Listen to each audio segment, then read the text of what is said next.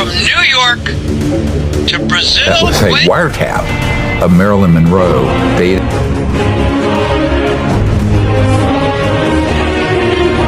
Hello and welcome back to the channel. Got some good ones in store for you tonight, and if you hang on to the end, we've got an amazing clip. It's 8 minutes long and it's the Cottingley Fairies. If you've ever heard of the story, and if you haven't, you need to hear this story. You're not going to want to miss this one. What is going on with these plane crashes? This is the 5th plane crash in what, 4 days? And it's not just regular planes, it's passenger planes. This one is the one that happened in South Korea. Was it yesterday? It killed 179 people, only 2 survivors. And you gotta think, right? Everything that's been going on in the skies lately has to be affecting the reason why these planes are just seemingly falling out the sky. It doesn't make any sense. People always say that the chances of a plane just falling out of the sky and just the percentages of plane crashes that actually happen are like less than 0.1%. And the fact that we've had 5 in less than a week, especially with what's going on in the skies, even where I am right now, I see chemtrails everywhere, or the little like lines throughout the sky, and just with the drones, with the orbs, like with flights being canceled because of drones. I've seen so many videos of people in the airport saying their flights have been canceled because of drones. And a guy was just saying, he was like, we actually live in a time period where I can actually say and not sound crazy that my flight got canceled because of a drone. That is the reality of what's going on. And so I don't know what's going on with these plane crashes. Let me know what y'all think in the comments. This is all strange to me, not gonna lie. With all the orb stuff that was going on, and now the fog and fires that are going on now, none of the plane crashes really got the attention it deserved, because that's people's family members. Whereas, do you know what I mean? I only ever heard it off TikTok. I never seen it on the tele. I don't watch the news, but in passing, I never seen it on any channels. I never seen it. But literally, I thought there was 1 crash, and then someone said there was like 3, then 5. I was like, what? Is that a coincidence? I'm not an expert on plane crashes, clearly, but is that normal in such a short space of time? I know Boeing was going through it, weren't they, with the dodgy parts and stuff. Rest in peace, that's all I can say. The calendar we live by, the Gregorian calendar, was designed to cut off our connection to the real concept of time, and it actually makes no sense at all. It is an invention by Pope Gregory XIII to make people remember when to pay taxes. The very word calendar comes from kalends, an ancient term which means account book. Plus, the months in our calendar make no sense at all. March, for example, is named after Mars, who is the god of war.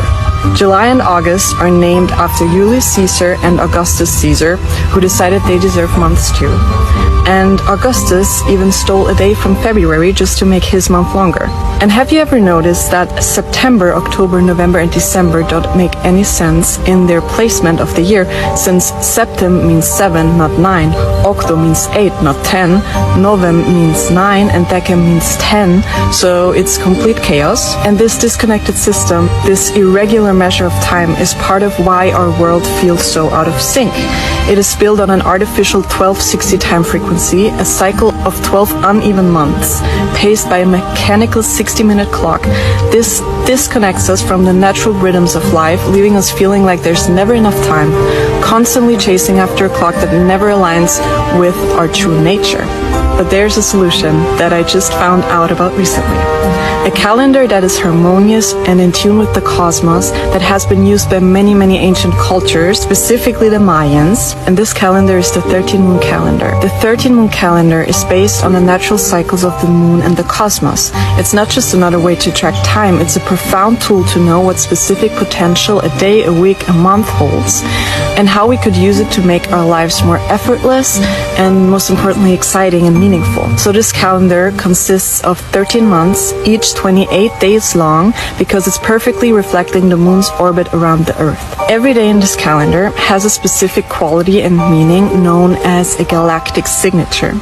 It's a unique mantra that changes according to the day, and you can speak it to tune yourself to the energies of the universe. And I've never heard of this calendar in regards to taxes. I've heard it.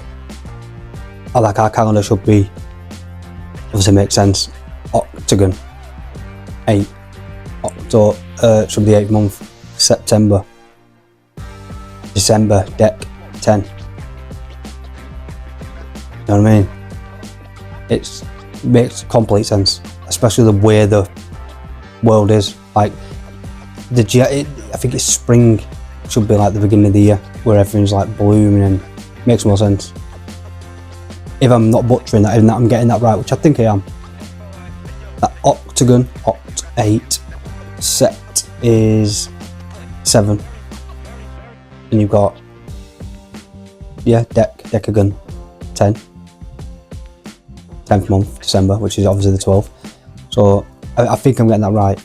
Hear about what they're doing in the UK right now with Bill Gates? No. Bill Gates invested $12 million in this Australian firm called Ruminate. They feed these cows a certain feed which eliminates their farts. Oh, less methane gas, right? Yeah. But this chemical that they feed these cows, it corrodes like human eyes, skin, and if you inhale it, it could kill you as a human. They're feeding it to the cows to stop them from farting, to lower climate change. In return, it's going to be absorbed into their milk, which goes into butter, cheese, dairy. I imagine. They're really trying to push it into the UK right now. So ridiculous. Yeah. Of all the things to change. They have to have a meeting where they're just like, what is the most ridiculous thing that we can come up with that we're going to shove down their throats, and they're going to think we're ridiculous? We're just spitballing here. Anything. What do you got? No bad ideas? No bad ideas. Cow fight. Cow farts, yeah. That's what it's come to. Cow farts.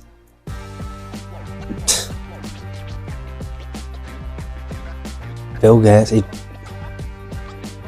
anyone knows that knows me, knows that I dislike Bill Gates. Why is the tech guy getting involved in medical things and environmental things? He was not even good at tech. He's just a good businessman. And how is he allowed to get away with it? I know it's money talks, but who really cares about what he says anymore? The clips that I've got banned for involved him, of not just YouTube, I got banned for a week. TikTok pulled down, Instagram pulled out. It was only X I could put it on. But anyway, don't listen to Bill Gates, don't trust him, ignore him, whatever he says, in my opinion. Get your kids out of public school. It is effectively a broken system. This was set up based off of an 18th century Prussian model in order to make really, really good conscripts and factory workers. And it is a mass production approach to education, which means it's not interested in the individual goals of your child. It is, at this point, interested in sustaining itself as it is. The other thing that we need to keep in mind is that if you look at our university system, so you want to teach in a public school, got to have a degree, right? Our university system overall is, on a good day, about 70-30 leftist to conservative or libertarian. On a bad day, it's more like 90-10. And in the education departments of every school, it's more like 95-5. What I mean by that, and James Lindsay has actually done a really, really good job of talking about this in his book called The Marxification of Education. If you look at what's being emphasized within education right now, it's hideous. We're at a point right now where there is such power within that system in order to maintain the status quo, in order to just argue for more funding, but to never do any sort of substantive change that would correct some of the things that we all saw during COVID, that I think at this point it has gotten almost openly hostile. This is what we want to do. I've said this in another one. It's just another clip of what I've shown before. Different clip, obviously, but the same thing. Get your kids out of school as soon as you can. It's good for them socially, yeah, but if there's more kids out of school, then they could socialise. It doesn't have to be all sit on your computer and play. You get them out and you teach them actual things that they're going to need in life. Unless they want to be a lawyer, a scientist, then let them take these lessons. It's all a flawed system. It's dated, very, very dated. History is not what we thought it was, so it's not the teacher's fault. Like a big conspiracy, it's not the teacher's fault. The teachers are just passing down information that they have learned, and so on and so forth. And that's how it's gone. It's time for a change. And there's many more people doing it now. They're moving and traveling the world and showing different languages and cultures and stuff to the kids. as well as working on farms, as getting out and about, helping with stuff. They're not just sat in a classroom type environment. Some of them are not even doing that at all. Some of them are literally just doing the outdoorsy things, even when they want to keep them like the minds open to try new things, etc. We want to do it in the next few years. As soon as the older kids fly the nest, the younger kids, we want to take them out and travel. Hopefully we can. When God said, "Let there be light," this was scientific, and I'm about to blow your mind. Did you know sound frequencies can be turned to light frequencies? And the way to do this is basically to recreate the firmament. A research team at UCLA created a star in a jar by trapping gas bubbles in water and speaking to them. This clip is gonna blow your mind, but stick around because I have some stuff to add that's gonna blow your mind if you love God and the Bible. The star in a jar. A tiny spot of bright light contained in a flask of liquid. This star in a jar is made when a sound wave is passed through a small bubble inside a flask of liquid. And this sound wave makes the bubble do something remarkable. First it expands, then it collapses. And this collapse happens so violently that vapor molecules trapped inside the bubble slam together and heat up so much that the bubble gives off an incredible burst of heat and light, several thousand times a second, giving the appearance of a star. Perhaps inside the collapsing bubble, the interior of the bubble might also get hot enough to cause fusion. Upon further research, the only way that they can create those gas bubbles to send the sound through to create the stars is by creating a vacuum environment, adding water, and violently ripping the water apart. So on day 2 of creation, God took all of this water, separated it all at once, which definitely qualifies as violently ripping it apart in a vacuum space, placed the firmament, and God said, "Let there be lights in the firmament of the heaven to divide the day from the night." So I asked ChatGPT about the frequencies required to create a sonoluminescence effect, which is the star in a jar, and then I asked it to take the frequency of the sound and place it on the color spectrum with its coordinating color. And the color that creates sonoluminescence would be green. And if you've been around my page, I've had this theory that Polaris is God's throne room, and Polaris emanates a green light. So our gas bubbles would be right about here in the firmament. My theory is that we know that Polaris sits right above the top of the dome, and I think that God literally said, "Let there be light," and that green frequency was sent into our sonoluminescent bubbles and created the stars. The green light frequency would create blue and purple wavelengths of plasma. And remember, those bubbles can only be created by aggressively ripping apart water in a vacuum space. God continuously amazes me. I'm just so blown away. These are my own theories and opinions. This is for entertainment only. This is one of my favourite clips because I'm a flat earther, no secret. And like we say on this channel, you can have a different opinion and it's just words. Complicated earth flow, there's no need to be the way it gets on the internet all riled up. It's like left and right and you're a red or you're a blue, are you a flat earther or not? It's like, curse really. But the thing for me is, I seen an experiment some time ago and they did electricity and water stuff and it looked like exactly the same as a star. It's like they recreated a star and it because of the water and the light and electricity and stuff like that. So that along with this, I've actually seen similar to this, could have been this clip, someone similar to this, it just seemed a bit different. Of the bubble thing, what this is talked about, plus the one with the stars in the water. And if you believe in the Bible or not, I mean, it could be someone's rewrote it over time. I don't know, I've never read the Bible. I wouldn't. Although I believe it's no accident, I think it's too perfect. I don't believe in evolution like the way it's meant to be, monkeys and stuff. I believe that it makes way more sense. Like I said, use your senses, don't be stubborn. See if you have an open mind. I know people don't want to be tied with flat earth and that, but think about it. You can't get past the Van Halen belt.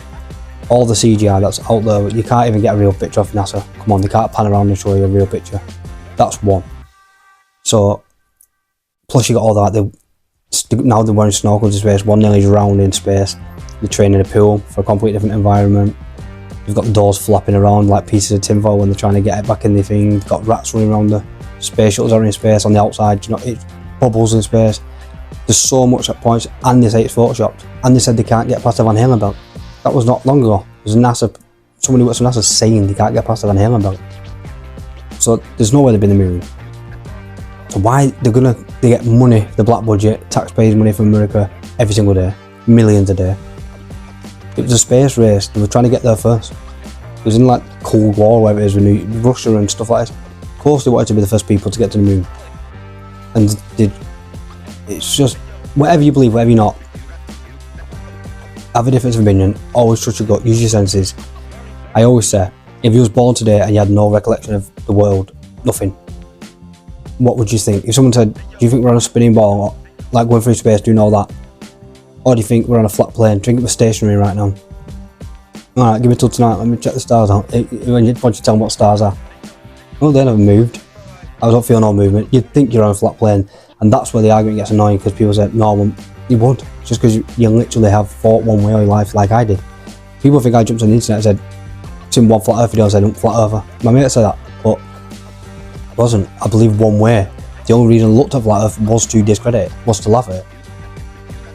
That was years ago, and it was like very, very, very small. Now it's just millions and millions of people. Even people that are trying to prove it to be wrong are coming out and doing it. And saying that the flat earth is that it makes more sense. Flight paths. How do you get a emergency landing, say, from Doha to where the World Cup was, that clip what Flat Earth Dave says, and they go out that way to come back this way, wherever the place was, and then you flatten the map, it's just literally on the way there.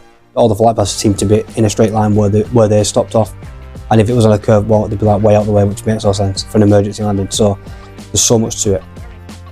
There's not just step up the end of the earth, the ice wall, just forget all that. Just start small, think about it. But anyway, this is a massive argument for the firmament, the way the rainbows are, the shape of them, the way the sun looks sometimes like inside of a lampshade, like it's a local source, like it's reflecting. It's just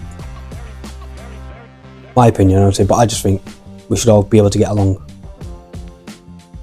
Anyway, I'll move on, I'm rambling.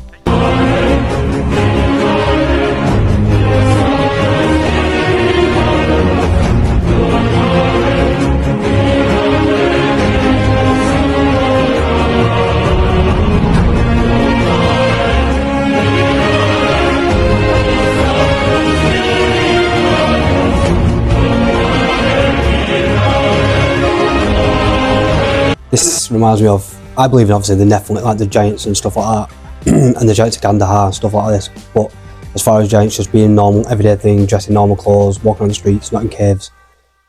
There's one I've seen years ago in Egypt. He's either a very, very, very 8 to 9 foot tall man, maybe even more, towering over a car, walking across the street.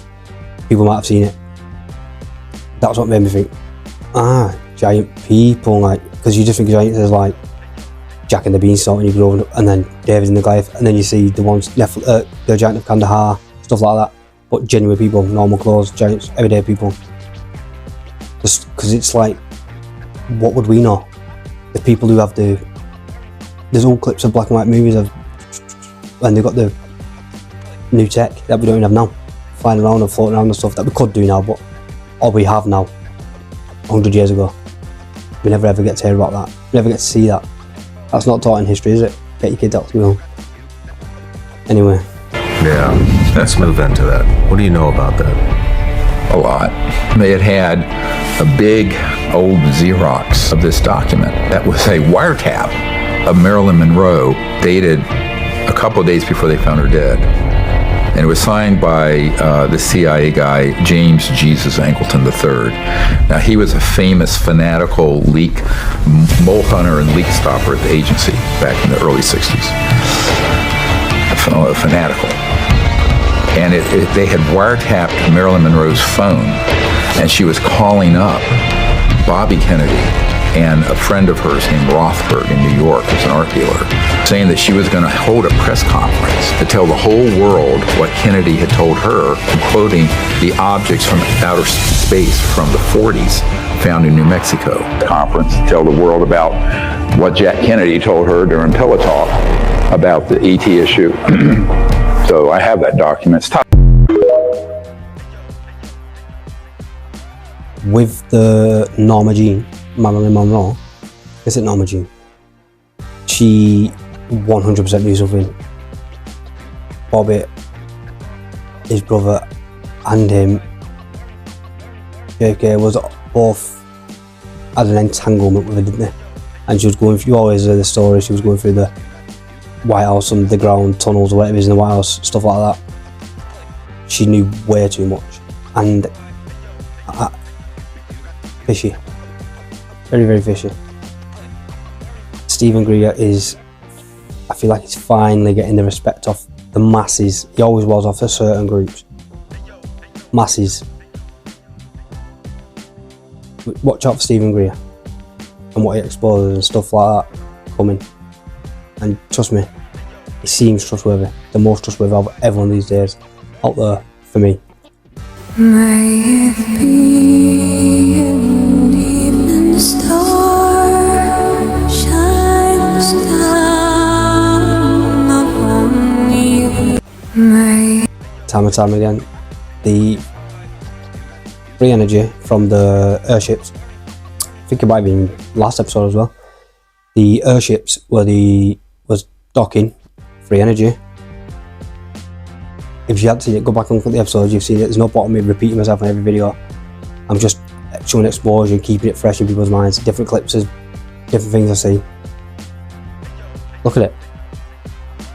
Caught in 4K. Do you know what I mean? And we all stand back. None of us do anything because you have to be in the masses. What are a group of 7 families going to do? 7 suits going to do to billions of people if you rise up and say, we're not paying it, we're getting free electricity. Do you know what I mean? We're not going to pay our electricity. What are they going to do?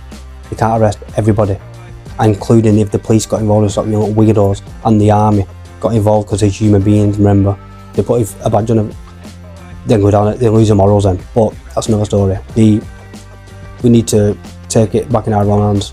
Water, growing fruit, taking kids out of school, learning how to grow fruit, stuff like that. It all ties in together. We can all be a nicer community, and we've made it.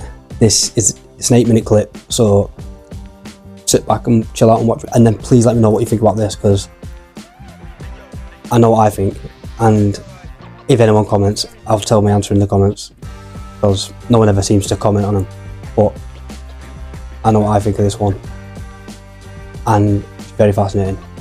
So sit back and enjoy, and I'll catch you on the next video, yeah? Thanks again for joining me. Bye bye. Once upon a long time ago, a little village stood here.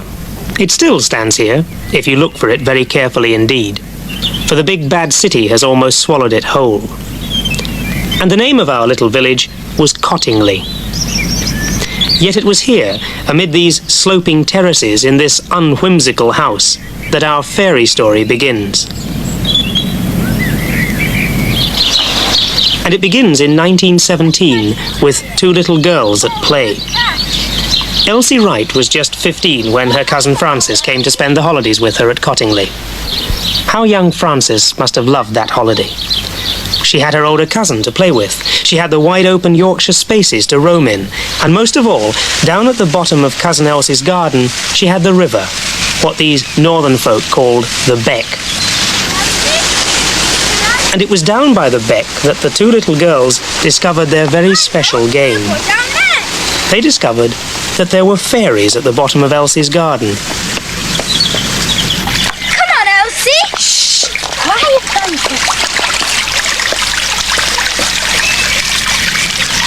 Every tea time, Elsie and Frances would bustle in with tales of fairies and gnomes, little people who would appear and disappear at will, but always and only when the 2 little girls were alone.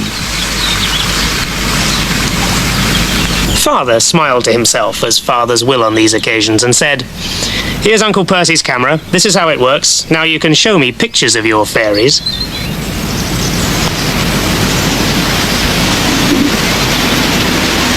go, Francis. Oh, hang on, you're going much too fast. As firm fairy believers, Elsie and Francis set off for the Bluebell Wood, their favourite fairy place.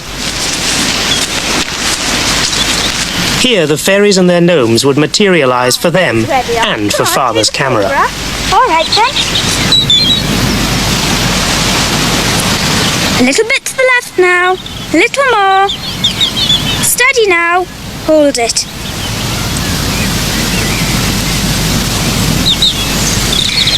Up to now, we've been recreating the story of the Cottingley Fairies as another lovely fairy story.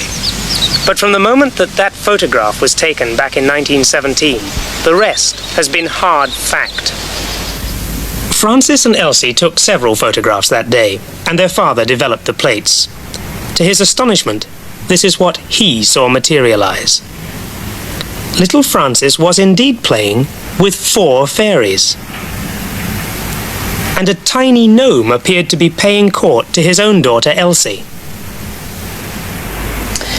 The original plates are kept with great care at the Brotherton Library here at Leeds University. Needless to say, these little rectangles of glass have become the subject of intense investigation by photographic experts over the years. But no one so far has been able to prove the suggestion that they were fakes. In fact, the first photographic expert who looked at them said this: "These negatives are entirely genuine, unfaked photographs of single exposure. Open-air work, they show movement in the fairy figures, and there is no trace whatever of studio work involving card or paper models, dark backgrounds, painted figures, etc. In my opinion, they are both straight, untouched pictures." This was a mystery, and mystic to boot. So what more could you want to make the story complete but a real-life maker and solver of the most intricate mysteries? Arthur Conan Doyle, creator of Sherlock Holmes, took up the fantasy of the Cottingley Fairies. He gave the girls a second, more sophisticated camera and some photographic plates he'd secretly marked to avoid duplication. Still. Right. And to everyone's further amazement, they did it again, 3 times. Francis appeared, admiring a floating fairy. Elsie appeared, looking benignly upon a further fairy. And, as the fantasy grew dimmer, the fairies appeared to be dematerializing in a summer sunbath.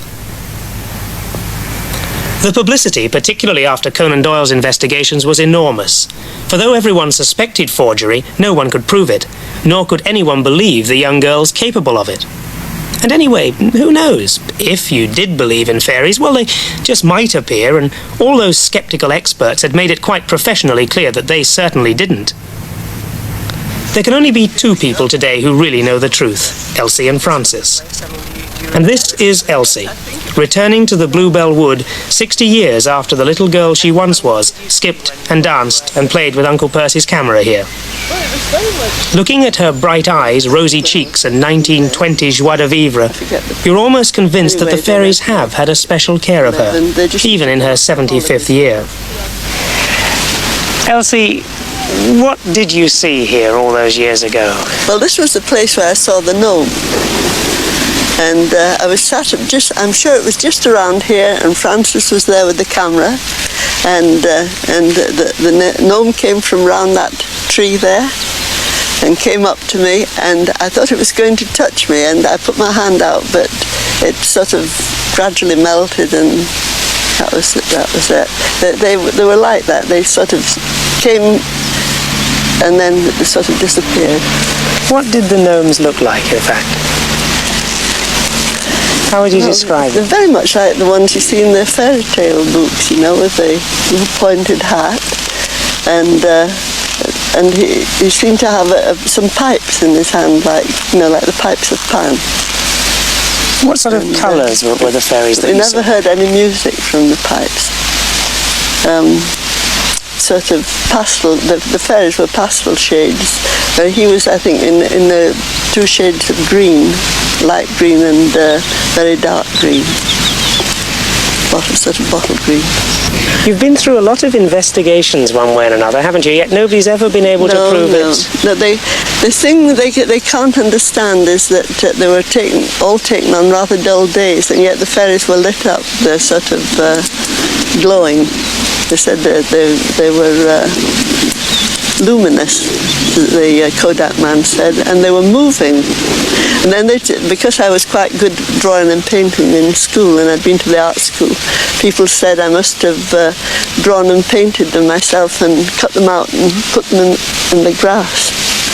But they enlarged them all to the size of half a house nearly, looking for brush marks and paint marks to see if they could see any trace of artwork on them, and they couldn't find that. The charm and mystery of the Cottingley fairies has never faded away. They remain an irritating scientific enigma for the dry old experts, or a youthful delight for those who believe in the supernatural household, normally keeping itself tantalizingly at one remove from our daily existence. So the fairy story never really comes to an end. Elsie and Francis have lived happily ever after. And today, 60 years on, the mystery of the fairies they saw here at Cottingley remains delightfully unresolved. Some people believe in it implicitly. Others say it's nonsense. But the lovely thing about this fairy story is that no one can ever be quite sure. Good night.